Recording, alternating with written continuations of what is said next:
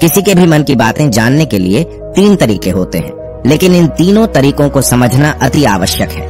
यदि आप इन 3 तरीकों को समझ लेते हैं तो आप किसी के भी मन की बातें बड़ी ही आसानी से जान सकते हैं। बहुत समय पहले की बात है। एक छोटा सा गांव था। उस गांव में 2 भाई रहा करते थे। बड़ा भाई अंधा था और इसलिए वह हमेशा घर पर ही बैठा रहता था और छोटा भाई खेती किया करता था। लेकिन खेतों में अत्यधिक जानवर आने से पूरी फसलें नष्ट हो जाती थीं, जिनके कारण छोटा भाई बहुत ही ज्यादा परेशान हो चुका था। एक दिन उसे एक तरकीब सूझी। उसने सोचा, खेतों में से इन जानवरों को भगाने के लिए क्यों ना मैं अपने बड़े भाई की मदद ले लूं। वैसे भी बड़े भैया अंधे हैं, खेतों में बैठे रहेंगे और जानवरों की आहट आने पर वह उन्हें जोर से चिल्लाकर भगा भी सकते हैं, जिससे हमारी फसलें नष्ट होने से बच जाएंगी। यह सब सोच विचार करने के बाद उसने अपने खेत में एक झोपड़ी तैयार कर ली और अपने अंधे भाई को खेत में बैठा दिया और उनसे कहा, भैया, यदि कोई जानवर की आहट आपको सुनाई दे तो आप जोर जोर से चिल्लाना। यह सुनकर वह जानवर यहाँ से भाग जाएंगे और हमारी फसलें नष्ट होने से बच जाएंगी। बड़ा भाई खुशी खुशी अपने छोटे भाई की बात मान भी लेता है और वह उस दिन से खेत में ही रहना शुरू कर देता है। जब भी किसी जानवर की आहट उसे सुनाई देती तो वह जोर जोर से चिल्लाने लगता, जिससे वह जानवर वहां से भाग जाता था। ऐसा करते करते कई दिन बीत चुके थे। तभी एक दिन उसके खेत में एक हिरण भागता हुआ आया और वह खेत की बाड़ को तोड़कर वहां से भाग गया। लेकिन उसे हिरण का पीछा करते हुए एक राजा भी उस खेत में आ पहुंचा। तभी राजा की नजर उस अंधे भाई पर पड़ती है। राजा उस व्यक्ति से कहता है, देखो, मैं यहाँ पर एक जानवर का पीछा करते हुए आया हूँ। क्या तुमने उस जानवर को यहाँ पर देखा है? पर वह व्यक्ति कहता है, हे राजन, मैं तो अंधा हूँ, मैं भला किसी जानवर को कैसे देख सकता हूँ। लेकिन मैं आपको इतना जरूर बता सकता हूँ कि जो जानवर मेरे खेतों से भाग कर गया है वह आपके लायक नहीं है। आप उसके पीछे अपना समय बर्बाद न करें। राजा संदेह व्यक्त की बात सुनकर बड़ा ही अचरज में पड़ जाता है। वह सोचने लग जाता है कि यह तो अंधा है, फिर इसे कैसे पता चल गया कि जिस हिरण की तलाश कर रहा हूँ वह मेरे लायक नहीं है। तभी राजा उस अंधे व्यक्ति से कहता है, कहीं तुम मुझसे झूठ तो नहीं बोल रहे हो कि तुम अंधे हो और तुम्हें कैसे पता कि जो जानवर यहाँ से भागा है वह मेरे लायक ही नहीं है। इस पर वह अंधा व्यक्ति कहता है कि यह राजन, जिसे आप एक हिरण समझ रहे हैं, असल में वह एक हिरण नहीं है बल्कि एक मादा हिरण है और वह गर्भवती भी है। और जहाँ तक मुझे ध्यात है, मैंने कभी किसी राजा को किसी गर्भवती हिरण का शिकार करते हुए नहीं सुना है और इसी कारण से मैं आपसे यह कह रहा हूँ कि यह हिरण आपके लायक नहीं है। आप उसके पीछे अपना समय व्यर्थ न करें। यह सुनकर राजा और भी अचरज में पड़ गया कि अंधा आदमी कैसे जान सकता है कि वह हिरण गर्भवती है। राजा कुछ देर सोच विचार करने के बाद अपने सेनापति से कहता है, सेनापति जी, मुझे वह जानवर जिंदा चाहिए, क्योंकि मुझे यह पता करना है कि क्या वह गर्भवती है या नहीं, क्योंकि यह अंधा आदमी बहुत विश्वास के साथ कह रहा है और मुझे इस बात की पुष्टि है। यदि वह हिरणी हुई और गर्भवती भी हुई तो वह हमारे शिकार के लायक नहीं है, क्योंकि हम तो एक हिरण का पीछा कर रहे थे। इसलिए जाओ और पता करो, क्या वह हिरणी है? सेनापति राजा से आज्ञा लेकर आगे की ओर चला गया और कुछ देर बाद जब वह वापस लौटा तो वह राजा से कहता है, हे राजन, इस अंधे आदमी ने आपसे जो भी बातें कही थी वह बिल्कुल सही थी। वह एक हिरणी ही है और वह गर्भवती भी है। यह सुनकर राजा आश्चर्यचकित हो गया। वह सोचने लगा कि एक अंधा आदमी जो कभी देख नहीं सकता, वह यह कैसे जान सकता है? आखिर इसे कैसे पता चल गया? ऐसे कई सारे प्रश्न राजा के मन में उमड़ने लगे। अब राजा ने ठान लिया था कि मुझे इस बात की तह तक पहुंचना है कि आखिर यह अंदाज में कैसे जानता है कि वह जानवर गर्भवती है। यह सोचकर राजा उस अंधे आदमी के पास जाता है और उस अंधे आदमी से कहता है, देखो, मैं यह तो नहीं जानता कि तुम सचमुच में अंधे हो या नहीं, लेकिन मैं तुमसे एक बात जानने आया हूँ। क्या तुम मेरे प्रश्न का सही सही जवाब दोगे? इस पर वह अंधा व्यक्ति कहता है, हे राजन, आप जो कुछ भी पूछना चाहते हैं आप पूछ सकते हैं, मैं आपको बिल्कुल सच सच जवाब दूंगा। इस पर राजा कहता है, देखो, एक तो तुम कहते हो कि तुम अंधे हो और दूसरी तरफ तुमने यह बता दिया कि जिस जानवर का पीछा कर रहा हूँ वह एक हिरणी है और वह गर्भवती भी है। तुम्हें कैसे पता चल गया? तुम्हारे खेत में तो और भी जानवर आते होंगे, और भी तो जानवर यहाँ से गुजरते होंगे, फिर तुमने यह कैसे अंदाजा लगाया? तभी वह अंधा व्यक्ति राजा से कहता है, हे राजन, आप जिसका पीछा कर रहे थे वह जब मेरे खेत में आई तो उसकी रफ्तार और उसके भागने की आहट से मुझे यह एहसास हो चुका था कि वह एक हिरणी है और मेरे खेत की जो बाड़ है, जो जानवरों को रोकने के लिए खेत के चारों तरफ बनी है, वह बहुत छोटी है। उसकी ऊंचाई ज्यादा नहीं है, लेकिन वह जानवर इस बात को तोड़कर भागे, और यदि वह इस बात को छलांग लगाकर पार करने का प्रयास करती तो इससे उसके बच्चे को खतरा हो जाता। और इसी बात से मैंने यह पता लगा लिया कि वह गर्भवती है। इस पर राजा के मन में एक और प्रश्न उठा। राजा ने कहा कि तुम्हें कैसे पता चल गया कि वह एक हिरणी ही है और भी 2 जानवर यहाँ से आते जाते होंगे? इस पर वह अंधा व्यक्ति कहता है, राजन, मैं पूरा दिन सुबह शाम यहीं पर बैठा रहता हूँ और मेरे सुनने की शक्ति बहुत तेज है। मैं भांप सकता हूँ कि कौन सा जानवर मेरे खेत में आया है और उसी के आधार पर मैं जोर जोर से चिल्लाता हूँ ताकि वह मेरे खेत से भाग जाए और मेरे खेत की फसलें नष्ट होने से बच जाएं। राजा उस अंधे आदमी का यह जवाब सुनकर पूरी तरह से संतुष्ट हो चुका था। वह मन ही मन सोच रहा था कि आदमी भले ही अंधा है, लेकिन यह तो बड़ा ज्ञानी मालूम पड़ता है। इस आदमी से कुछ न कुछ तो काम निकलवाना ही चाहिए। यह विचार लिए राजा वहां से वापस अपने महल की ओर लौट जाता है। कुछ दिनों के बाद राजा अपने सेनापति को आदेश देता है कि जाओ और उस अंधे व्यक्ति को महल लेकर आओ। सेनापति अपने राजा की आज्ञा का पालन करता है। वह तुरंत ही उस अंधे आदमी के पास पहुंचता है और उस अंधे आदमी को राजमहल चलने के लिए कहता है। अंधा व्यक्ति बड़ा ही चालाक था। वह समझ चुका था कि राजा जरूर मुझे कुछ न कुछ काम सौंपने वाले हैं और वह काम मुझे मुसीबत में डाल सकता है, लेकिन फिर भी वह सेनापति की बात मान ली और सेनापति के साथ राजमहल पहुंच गया। राजमहल पहुंचते ही राजा उस अंधे व्यक्ति से कहता है, आप तो बड़े ज्ञानी हैं, आपको किसी भी बात का पता बड़ी आसानी से चल जाता है। आज मैंने आपको यहाँ इसलिए बुलाया है क्योंकि मैं आपसे यह जानना चाहता हूँ कि मेरी पत्नी पतिव्रता है या नहीं। इस पर वह अंधा व्यक्ति कहता है, हे राजन, यह कैसा प्रश्न हुआ? इस पर राजा कहता है, मैंने बिल्कुल उचित प्रश्न किया है, मुझे इस प्रश्न का उत्तर दीजिए। इस पर वह अंधा व्यक्ति कहता है, हे राजन, ये सारी बातें जाने दीजिए। आपकी शादी को इतने साल बीत चुके हैं और अब आप यह बात क्यों जानना चाहते हैं? आपके मन में ऐसे प्रश्न क्यों उठ रहे हैं? इस पर राजा जिद करते हुए कहता है, आपको मुझे इस प्रश्न का उत्तर जरूर देना होगा। यदि आप मुझे इस प्रश्न का उत्तर नहीं देंगे तो मैं आपको मृत्यु दंड दे दूंगा। राजा के मुंह से यह बात सुनकर वह अंधा व्यक्ति कहता है राजन, यदि आप इस प्रश्न का उत्तर जानना चाहते हैं तो इसके लिए आपको मेरा एक काम करना होगा। राजा कहता है, बोलो, मुझे क्या काम करना होगा?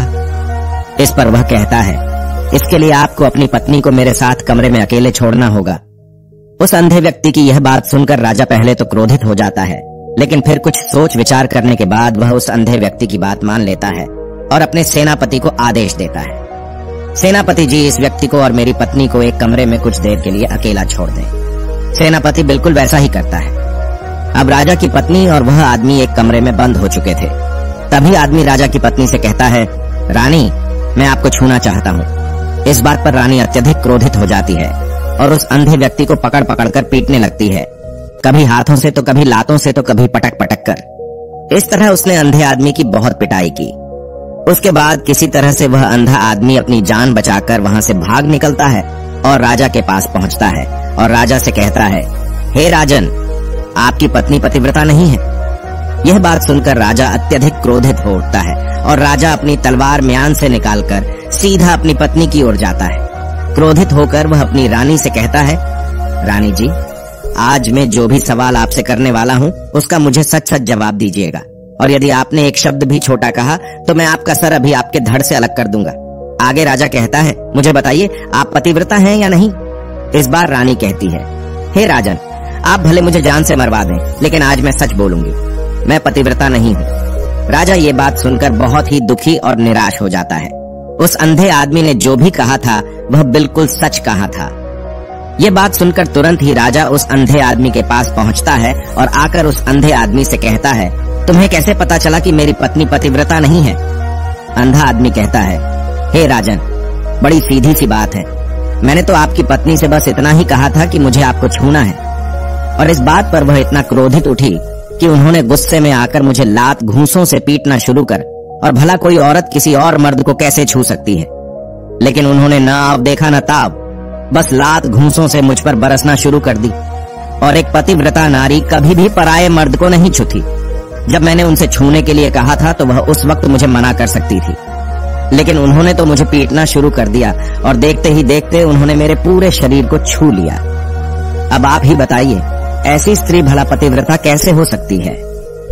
इस बात पर राजा कहता है, तुम तो बड़े ज्ञानी मालूम पड़ते हो, तुम्हारी बात बिल्कुल सही है। चलो तुम मेरे एक और प्रश्न का जवाब दो। तुमने मुझे इस प्रश्न का सही जवाब दे दिया तो मैं तुम्हें यहाँ से जाने दूंगा। राजा उस अंधे आदमी से कहता है कि तुम मुझे बताओ, क्या मैं सच में अपने पिताजी का ही बेटा हूँ या फिर किसी और का?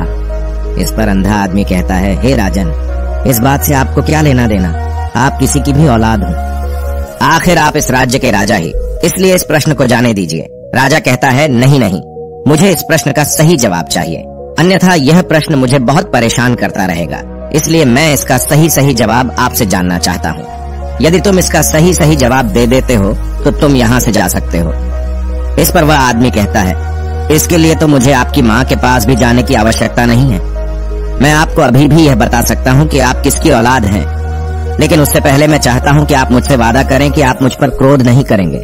राजा ने कहा, मैं तुमसे वादा करता हूँ, मैं तुम पर क्रोध नहीं करूंगा।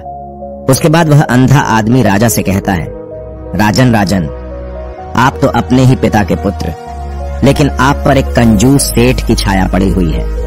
यह सुनकर राजा बहुत ही क्रोधित हो उठा और वह तुरंत तलवार निकालकर अपनी माँ के पास पहुंच जाता है। वहां पर पहुंचने के बाद अपनी माँ से कहता है, माँ मुझे सच बताइए, क्या मैं अपने ही पिता का पुत्र हूँ या नहीं?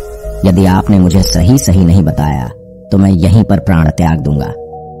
मुझे बताओ क्या सच है? इस पर उस राजा की माँ कहती है, बेटा तू है तो अपने ही पिता का पुत्र, लेकिन तुम्हारे ऊपर एक कंजूस सेठ की छाया पड़ी हुई है। जब मैं एक बार नहाने के बाद अपना मुंह आईने में देख रही थी, तभी उस कांच के पीछे मुझे एक कंजूस सेठ नजर आता है और उसी की छाया तुम पर पड़ चुकी है। ये सुनते ही राजा और भी ज्यादा अचरज में पड़ जाता है और वह तुरंत दौड़ा वापस उस अंधे आदमी के पास पहुंचता है और उस अंधे आदमी से कहता है, तुम्हें कैसे पता चला कि मुझ पर एक कंजूस सेठ की छाया पड़ी हुई है? इस पर अंधा आदमी कहता है, राजन, आपने मुझसे कई सारे सवाल पूछे जिनका जवाब भी मैंने आपको सही से दिया। यदि कोई और राजा होता तो मुझे उसके बदले ढेर सारे इनाम दिया होता, लेकिन अब तक आपने मुझे एक फूटी कौड़ी भी नहीं दी। इस बात से मैंने अंदाजा लगा लिया था कि आप बहुत कंजूस हैं। यह बात सुनकर राजा जोर से हंसने लगा और कहता है कि आप जो भी मांगे तो मैं आपको अवश्य दूंगा, लेकिन मुझे यह बात बताओ कि तुम्हें कैसे पता चल जाता है कि कौन सी बात सही है और कौन सी बात गलत? तुम किसी की बात का इतना सटीक और सही जवाब कैसे दे पाते हो? इस पर वह अंदाज में कहता है कि हे राजन, मैं तो वैसे ही अंधा हूँ, मेरी आंखें होती तो मैं किसी की भी मन की बातें बड़ी सरलता से जान लेता। मन की भी एक भाषा होती है और यह भाषा मनुष्य के शरीर के व्यवहार के रूप में देखी जा सकती है। उसकी आंखों से, उसके होठों से, उसकी दान करने के तरीकों से, उसकी क्रियाओं से यह पता किया जा सकता है कि उसके मन में क्या चल रहा है। उसके आधार पर हम किसी के भी मन की बातें जान सकते हैं, लेकिन मैं तो जन्म से ही अंधाध हूँ, मैं देख नहीं सकता, इसीलिए मैं क्रियाओं से देखता हूँ। यदि मुझे कोई बात जाननी होती है तो अगले आदमी को मुझे कुछ काम देना पड़ता है, जिस पर वह व्यक्ति किस तरीके से उस काम को करता है, उसके आधार पर ही मैं यह पता लगा पाता हूँ कि आखिर उसके मन में क्या चल रहा है। तभी वह राजा कहता है, तो इसका अर्थ यह हुआ कि मैं भी किसी के भी मन की बातें जान सकता हूँ। इस पर वह अंधा आदमी कहता है कि हे राजन, अवश्य, किंतु उससे पहले आपको अपने ऊपर काम करना होगा और वह अपने मन को शांत करना, अपने मन को वर्तमान में लाना, जिसके लिए मैं आज आपको 3 तरीके बताने वाला हूँ। और ये तीनों ही तरीके बड़े ही आसान हैं और सरल हैं, किंतु हे राजन, उससे पहले आपको एक काम करना होगा, अपने मन को एकाग्र करना होगा। जब हम अपने मन को एकाग्र करते हैं, अपने मन को वर्तमान में लाते हैं, तो हम दूसरे के मन की बातें जान सकते हैं, क्योंकि वह आदमी अभी भी अपने मन में वर्तमान में ही सोच रहा है और हमारे मन को वर्तमान में ही लाना होगा, तभी हम उसके मन की बातें जान सकते हैं। यदि हम अतीत में हुई घटनाओं के बारे में सोच रहे होंगे तो जो अगला आदमी में सोच रहा है, वर्तमान में अपनी मन में बात कर रहा है, वह हम कैसे जान पाएंगे? क्योंकि हम तो अतीत की घटनाओं में डूबे हुए हैं। इसलिए किसी के भी मन की बातें जानने के लिए सबसे पहले हमें अपने मन को एकाग्र करना होगा, उसे वर्तमान में लाना होगा। फिर वह अंधा व्यक्ति राजा से कहता है, हे राजन, जो 3 तरीके मैं आपको बताने वाला हूँ, इन 3 तरीकों से आप बड़ी आसानी से किसी के भी मन की बातें जान सकते हैं। यह राजा, जो सबसे पहला तरीका है वह आंखों पर ध्यान देना। किसी व्यक्ति से बात करते हुए उसकी आंखों में देखना, उसकी आंखों पर ध्यान देना ज्यादा जरूरी है, क्योंकि आंखें बोलती नहीं और बहुत कुछ कह जाती हैं। यदि हम किसी व्यक्ति की आंखों को, इशारों को समझना सीख जाएं, तो हम यह जान पाएंगे कि व्यक्ति के दिमाग में क्या चल रहा है, वह क्या सोच रहा है और अभी वह क्या करने वाला है। मेरे पास आंखें नहीं हैं, लेकिन मैंने अपने गुरु से यह विद्या सीखी है, क्योंकि बहुत साल पहले मेरे पास आंखें थीं और मैं उस वक्त लोगों के मन की बातें केवल आंखों में ही देखकर जान लेता था। इसलिए यदि आप भी दूसरों की बातें जानना चाहते हैं, तो आपको भी उनकी आंखों पर गौर करना होगा, जैसे कि वह कब और कहां किधर देख रहे हैं। वह आंखों को इधर उधर घुमा रहे हैं या फिर उसकी आंखें खुश नजर आ रही हैं, और फिर आंखों में कहीं निराशा तो नहीं है, जैसा कि एक चोर होता है। उसकी आंखों में जब हम देखते हैं तो हमें यह पता चलता है कि अगला आदमी ने कोई गलती की है। ठीक उसी प्रकार जब हम किसी चालाक व्यक्ति की आंखों में देखते हैं तो आपको पता चलेगा कि उसकी आंखों में चालाकी होती है। यह एक बहुत ही सीधा और आसान तरीका होता है। यदि आपको यह पता लगाना है कि सामने वाला व्यक्ति आपसे झूठ कह रहा है या फिर सच कह रहा है, तो आपको उसकी आंखों में ध्यान देना अति आवश्यक होता है। यदि आपसे बात करते वह व्यक्ति अपनी आंखें इधर उधर घुमा रहा है या ऊपर नीचे, इधर उधर दाएं बाएं रहा है, तो इसका अर्थ यह हुआ कि वह इस बात से निकलने का कोई रास्ता ढूंढ रहा है, वह कोई झूठ बना रहा है। यदि सामने वाला व्यक्ति आपसे झूठ कहने का प्रयास कर रहा है, तो वह आपसे नजर नहीं मिला पाएगा। ठीक उसी प्रकार दूसरे तरीके में हम चेहरे को पढ़ना सीखते हैं, क्योंकि चेहरे के हाव भाव होते हैं जिससे हम मन की बातें बड़ी आसानी से समझ सकते हैं, और इन्हें भी समझना बहुत जरूरी है। कभी कभी कोई व्यक्ति अपने चेहरे से, अपने हाव भाव से बहुत कुछ अलग अलग व्यवहार करता है। यदि आप किसी व्यक्ति के चेहरे में गौर करेंगे तो आप आसानी से समझ पाएंगे कि व्यक्ति निराश है या बहुत उदास है, या फिर वह बहुत खुश है, या फिर उसे कोई बड़ा दुख है तो अपने अंदर क्या महसूस कर रहा है। ये सारी बातें हम उसके चेहरे के हाव भाव से पता कर सकती हैं। फिर चाहे इंसान जुबान से कुछ बोले या फिर न बोले, लेकिन आप उसके चेहरे से सब कुछ पता कर सकते हैं। आगे अंधा व्यक्ति राजा से तीसरा तरीका बताते हुए कहता है कि हाथों के शरीर का व्यवहार, मन की बात समझने के लिए हमें हाथ के इशारे और शरीर के व्यवहार को समझना बहुत ही आवश्यक है। कोई व्यक्ति जब भी बात करता है, जो आपने देखा होगा कि वो अपने हाथों को हिलाता है, अपने हाथों से इशारा करता रहता है। वह बातों के साथ साथ अपने शरीर का जो व्यवहार है उसका भी पूरा उपयोग करता है, जिससे हमें यह पता चल पाता है कि वह व्यक्ति हमारी बातों पर कितना ध्यान दे रहा है और उसके मन में क्या चल रहा है। शरीर के व्यवहार को देखने के लिए उसके हाथ हिलाने के चेहरे पर बार बार हाथ लगाने और हाथों को एक दूसरे पर मसलना, ऐसी बहुत सी क्रियाएं करता है। उस पर हमें ध्यान देना अति आवश्यक है। मन की बात को समझने के लिए हमें शरीर के विज्ञान को भी समझना पड़ता है। यदि हम इन 3 तरीकों को अच्छी तरह से समझ लेते हैं, तो हम बहुत जल्दी किसी भी व्यक्ति के मन की बातें बड़ी सरलता और सहजता से जान सकते हैं। इसलिए यदि आपको किसी के मन की बातें जाननी है, तो आपको उसकी आंखों पर, उसके चेहरे पर, उसके शरीर के हाव भाव को और उसके हाथों को ध्यान पूर्वक देखना होगा और समझना भी होगा, जिससे आप यह समझ पाएंगे कि आखिरकार उसके मन में क्या चल रहा है और वह क्या सोच रहा है। लेकिन उससे पहले आपको अपने मन को एकाग्र करना होगा, शांत करना होगा और अपने मन को वर्तमान में लाना होगा। तभी आप उस व्यक्ति की इन सभी क्रियाओं पर ध्यान दे पाएंगे और उन्हें समझ पाएंगे। आप यदि अतीत की घटनाओं में व्यस्त हैं, भविष्य की योजनाओं में व्यस्त हैं, तो आप उस व्यक्ति के हाव भाव पर कभी ध्यान ही नहीं दे पाएंगे, और न ही आप कभी भी समझ पाएंगे कि आखिरकार उस व्यक्ति के मन में क्या चल रहा है, वह क्या सोच रहा है। या काम कोई भी कर सकता है, या एक प्रकार की विद्या है जो मुझे मेरे गुरु ने सिखाई है। राजन, अगर आपको यह जानना है तो मेरे साथ आपको कुछ दिन रहकर इसका अभ्यास करना होगा। राजा तुरंत राजी हो जाता है और वह उस अंधे व्यक्ति को अपने राज्य का राजगुरु नियुक्त कर देता है और खुद अंधे व्यक्ति का शिष्य बन जाता है। तो दोस्तों, ये कहानी आपको कैसी लगी? उम्मीद है इस वीडियो से आपको बहुत कुछ पता चला होगा। और अगर आप नए हैं तो हमसे जुड़ने के लिए इस चैनल को सब्सक्राइब करना मत भूलिएगा। मिलते हैं अगली वीडियो में कुछ नए विचारों के साथ। तब तक के लिए आपका बहुत बहुत धन्यवाद।